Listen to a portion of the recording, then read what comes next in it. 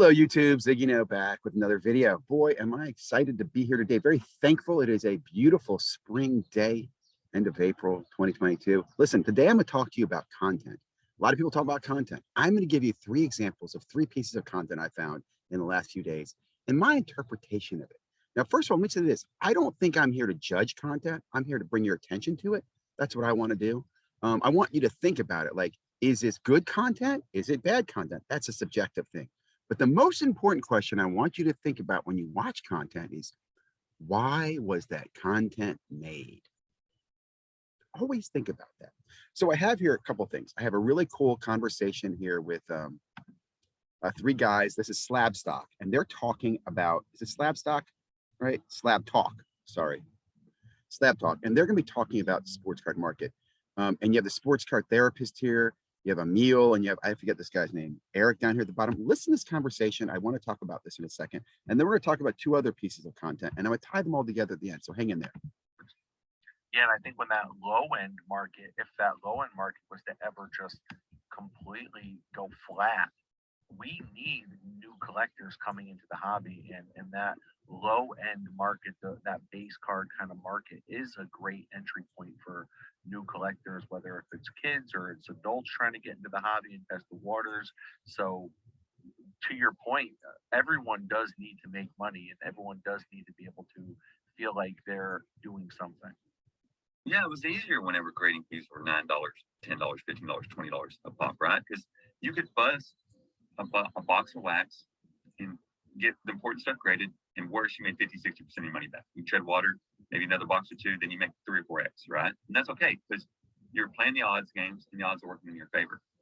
And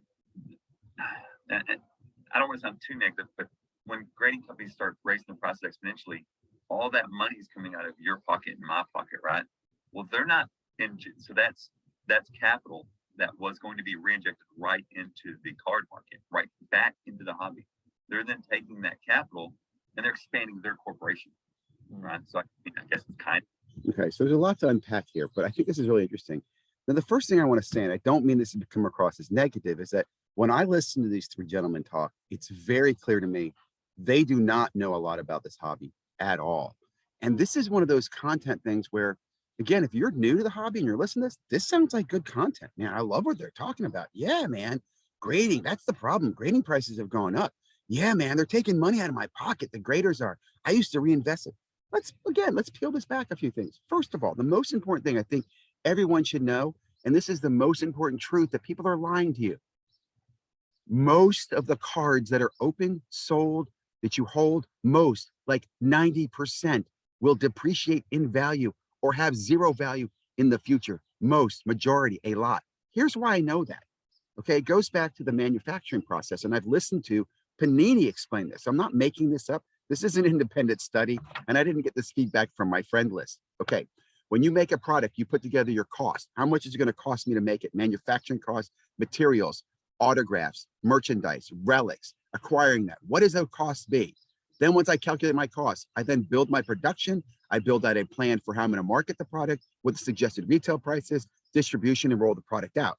Now, when companies have been doing this, they never were sitting there making a product going, I'm going to put $1,000, I'm using round numbers, in the manufacturing costs, and I'm going to create something that's going to be worth $20,000 at the end. No, you know why that doesn't happen? Because if that happened, they'd be doing it forever, and it would always be going up, and it can't. Let me just calm down. Think about that, guys. Supply and demand. It can't. There'll be ebbs and flows in these markets where certain things have more attention, more demand for the supply, and that's what drives it. The reason I say this too is that Panini will tell you that that's what would control their pricing and their manufacturing, right? They knew that I had to get so many autos. Hey, you know what? Michael Jordan autos are expensive. I can't put those in my product. So something licensing would all confine what the product could do. Now, the most important thing to mention is that manufacturers felt constrained by physical requirements that collectors wanted, autographs and relics. Everything else they can manufacture in just production costs, right? Now that changed in 2020. We have thrown out the requirement for physical or for autographs, and we've gone all shiny, which has really put the manufacturers in a position of power, because now The same $1,000 of production, they can get more they can produce out of, which again returns their profit. And let's be honest, that is their goal. They're not in this business to create collectibles for you because they want to help everybody make money. You got to listen to this video because again, this mindset needs to be broken. It's not about everybody making money. He also talks about we need more people in the hobby. This is again a critical thing that I think bothers me. Now, I'm just going to tell you that these guys are fans of Chris from House of Jordan, who has been preaching, we need more people in the hobby. We need more people in the hobby. I've always been preaching, hold on, stop. Why? I'm for good growth, but I don't want to just go rushing people in the hobby. Again, I've been collecting since 2016. I don't think I've recruited anybody into the hobby. If anything, I've deliberately told people, don't do it. Here's what to worry about. If you have questions, come to me. Because to me, this is not a friendly hobby at all. It has its advantages, its fun, its little fraternity, sorority, but it's also full of, snakes and just this negative. Okay, you're definitely safer if you want to go make what's it called, Bitcoin your hobby, dude. If you want to make knitting your hobby, there's a lot of other hobbies I would push people towards over this. Now again, I'm going a little long here. My point though, guys, this content concerns me. Everybody doesn't make money. That's one of the first things people have to understand. You don't make money, and blaming the grading companies is ridiculous.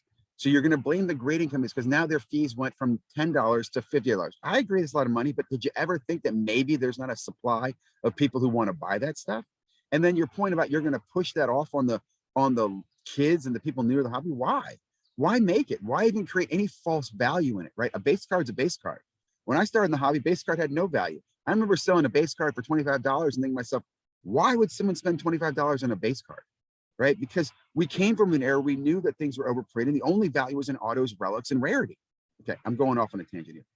But think about this. Okay, this content, again, although good, and I love it, I love the conversation, it's very naive, it's very closed, it doesn't have experience, and its reach is concerning me. Could be very destructive. If everyone thinks that you're supposed to be able to go out there and buy a box and everybody's supposed to make money, and that's why the whales make money, man, you got to listen to this guy talk.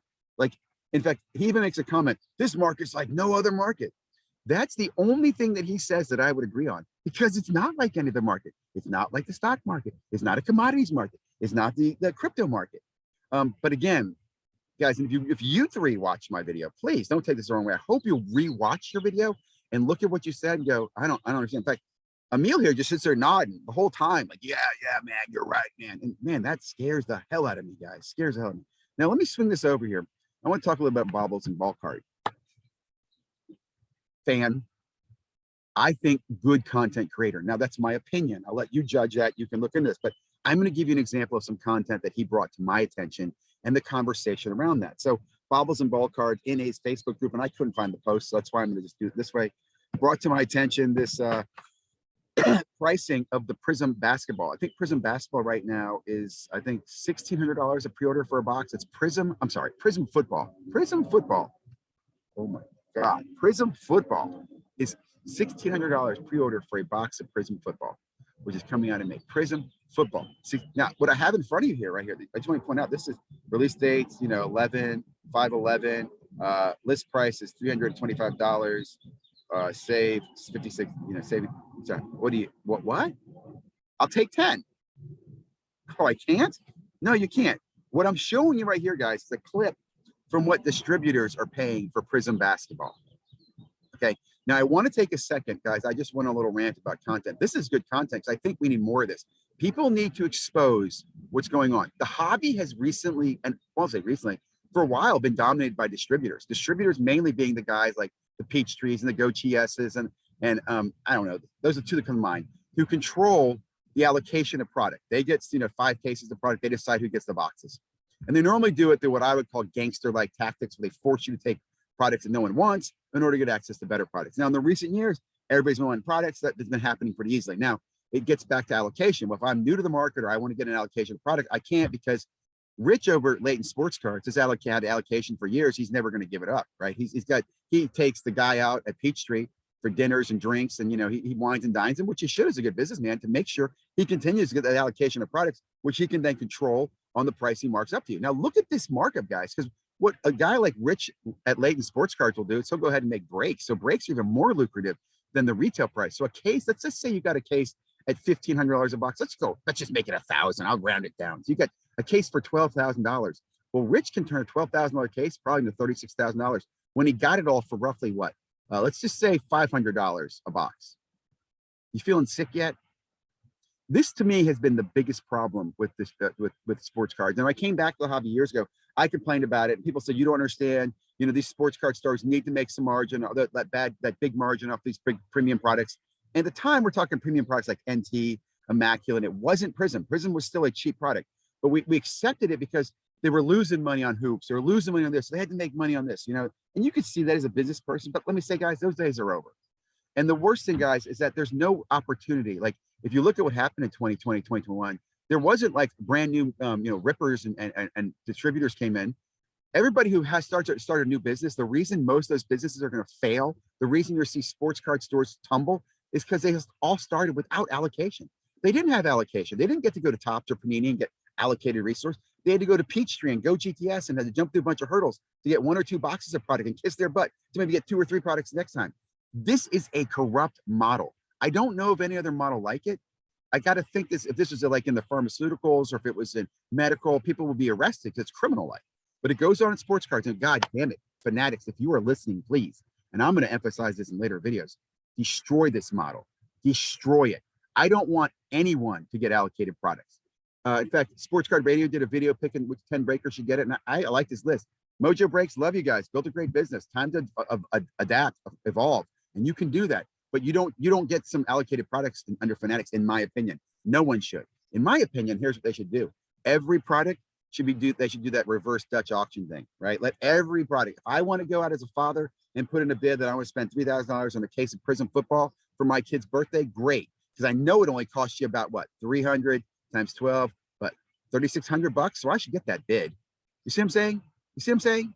Am I wrong here? Make it more accessible. Every product should have the print run known, and everybody should have access to it. Don't let one person, if one person wants to come out and buy everything for $50,000 a box, great. Then he goes sit on, he can deal with it. But make this, we gotta destroy. There's not, please, distributors, give me an argument why your business model should be sustained in the future. It shouldn't. This is the problem. This is why we need a correction in the market. When prices of products come down, when that Prism box is maybe $400 a box, right? Even at 2x at 550 bucks a box, it's still too expensive in many cases, because you should not be expecting that you have to grade cards. And it goes back to that previous video where the guy's like, well, you open a box, you grade some cards, you get 50% of your money back. You open a box, you get 300% of your money back grading. No. You should open a box for about $300 or $400. You should maybe get about $100, maybe $200 worth of value out of that box, period. A third of it, maybe 50% if you're lucky. Maybe 1 in every 20 boxes actually pays you a lucrative return on your money. That's how it should be. That's not how we are today. We have created this inflated value in shiny cards and garbage cards so that we don't see the real value in something like a game-worn relic, which don't even exist anymore, and a on-card or autograph sticker.